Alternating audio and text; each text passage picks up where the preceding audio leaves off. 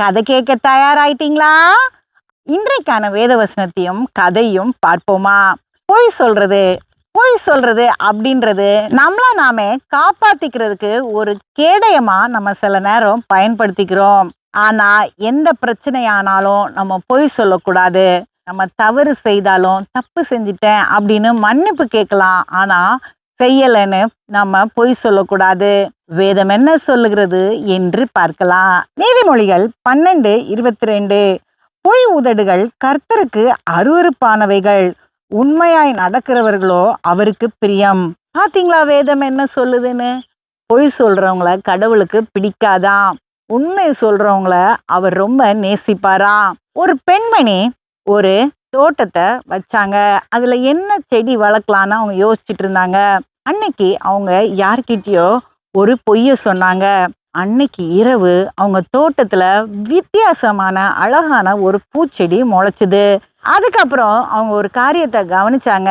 அவங்க எப்பெல்லாம் பொய் சொல்றாங்களோ அப்பெல்லாம் அவங்க தோட்டத்துல வித்தியாசமான அழகான ஒரு செடி முளைச்சு பூ பூத்து நின்னத. அது பூத்து அழகா தோற்றம் கொடுத்துச்சு. ஆனா ஒரு விஷயத்த அவங்க கண்டுபிடிச்சாங்க. அது எல்லாமே விஷச்செடி அப்படின்னு. ஒரு நாள் ஒரு குட்டி பையன் ஓடி போய் அந்த பூக்களை தொட போனான். அப்ப இவங்க போய், தம்பி அதை நீ தொடாத, அது எல்லாமே விஷத்தன்மை வாய்ந்தது அப்படின்னு சொன்னாங்க. அப்ப அந்த பையன் கேட்டான், அப்ப ஏன் இதெல்லாம் நீங்க வளர்க்குறீங்க அப்படின்னு. அப்பதான் அந்த அம்மா என்ன நடந்துச்சு அப்படின்னு சொல்ல ஆரம்பிச்சாங்க. அவங்க உண்மை சொல்ல சொல்ல அங்க இருந்த பூக்கள் எல்லாம் காஞ்சு அப்படியே உதிர்ந்து போய் மண்ணில் விழுந்துருச்சு. அந்த வேர்ல இருந்து காய்கறியும் கனியும் கொடுக்குற செடிகளெல்லாம் முளைச்சுது. பெரிய தோட்டத்துல நிறைய காயும் பழமும் விளைய ஆரம்பிச்சுது.